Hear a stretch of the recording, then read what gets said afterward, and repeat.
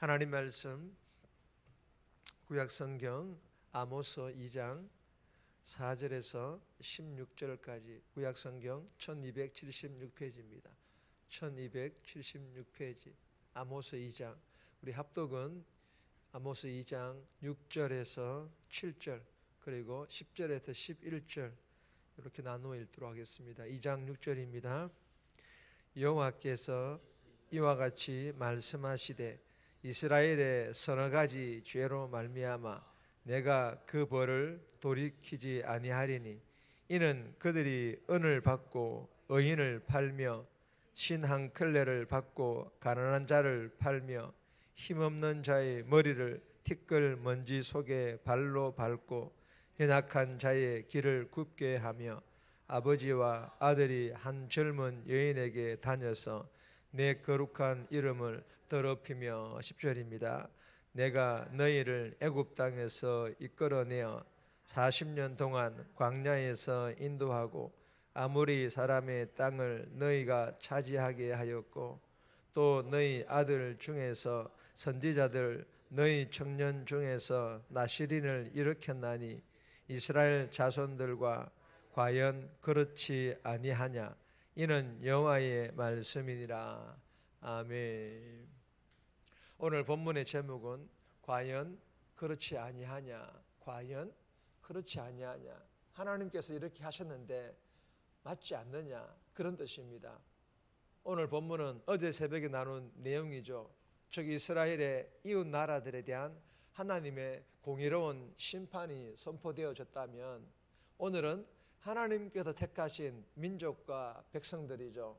이스라엘 즉 남유다와 북이스라엘에 대한 하나님의 공의로운 심판이 선포되어지고 있는 그런 본문입니다. 본문 전체의 내용을 간단하게 살펴보면 한마디로 하나님께서는 자신이 택한 백성들도 심판하신다라는 것입니다.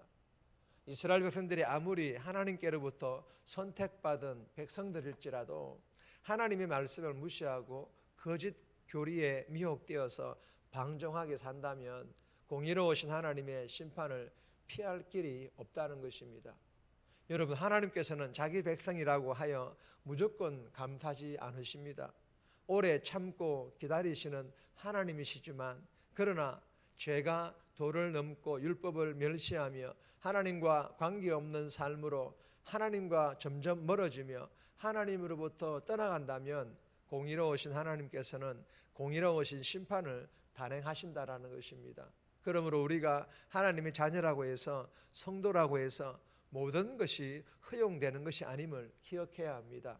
그리고 본문에서 또 한 가지 눈여겨보아야 할 것은 이스라엘의 그 주변 나라들이 자신들의 이웃 나라에 대하여 비인격적인 태도와 그 잔인한 행동들을 통하여 하나님의 심판을 받지만 이스라엘 백성들은 하나님의 말씀을 버린 것으로 인하여 하나님의 심판을 받게 된다라는 것입니다. 그만큼 하나님의 말씀이 중요하며 선택받은 이스라엘 백성들 즉 하나님을 믿는 성도라면 하나님의 말씀과는 뗄래야 뗄 수 없는 즉 하나님의 말씀과 반드시 가까이 해야 함을 말씀하고 있는 그런 본문입니다. 오늘 이 본문을 통해서 하나님께서 우리에게 주시는 첫 번째 교훈입니다. 과연 그렇지 아니하냐. 오늘 제목이 첫 번째 주시는 교훈입니다. 과연 그렇지 아니하냐. 9절에서 12절까지인데 11절 말씀 보시면 또 너희 아들 중에서 선지자를 너희 청년 중에서 나시린을 일으켰나니 이스라엘 자손들아 과연 그렇지 아니하냐. 이는 여호와의 말씀이니라. 여러분, 하나님께서는 아모스 선지자를 통하여 하소연하듯이 이스라엘 백성들에게 말씀하시고 계십니다. 내가 너희들을 고생하고 있는 애굽에서 구원하였지 않았느냐. 그리고 홍해를 건너 광야길을 건널 때도 구름기둥으로 불기둥으로 그리고 먹을 물과 고기와 음식을 신실하게 공급하며 인도하지 않았느냐. 이뿐만이냐. 요단강을 건너 약속의 땅 가나안에 들어가서도 수많은 전쟁에서도 승리하게 해 주었고 너희들에게 필요한 모세를 비롯하여 지도자들도 끊임없이 보내주었고 그들을 통하여 나의 말 즉 하나님의 말씀을 너희들에게 듣게 하여 인도하지 않았느냐며 과연 그렇지 아니하냐, 내가 한 말이 틀린 게 있느냐는 하나님의 하소에 섞인 말씀을 하고 있습니다. 사랑하는 여러분, 주시는 교훈이 무엇일까요? 하나님께서는 성도들의 육신의 길만이 아니라 영혼의 길도 인도하시는데, 육신이 필요한 것, 영혼이 필요한 것을 공급해 주실 뿐만 아니라 무엇보다도 하나님께서 함께하여 주시는데 말씀으로 함께하여 주신다라는 것입니다. 믿으시기를 바랍니다. 그러므로 이 하나님의 은혜를 잊지 않고, 이 하나님의 은혜를 잊고 하나님의 말씀을 무시하며 하나님을 등진 이 이스라엘 백성들과는 다른 삶을 살아갈 것을 우리에게 교훈하고 있다는 것입니다.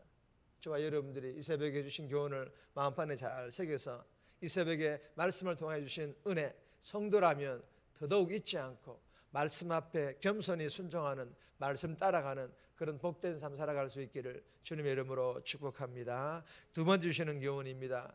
약한 자를 격려하라.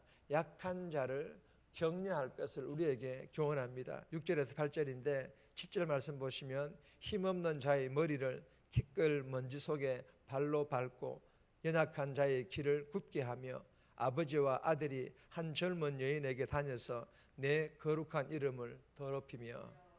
여러분, 4절 5절 말씀은 남유다에 내린 하나님의 벌이며, 본문은 북왕국 이스라엘에게 내린 하나님의 벌입니다.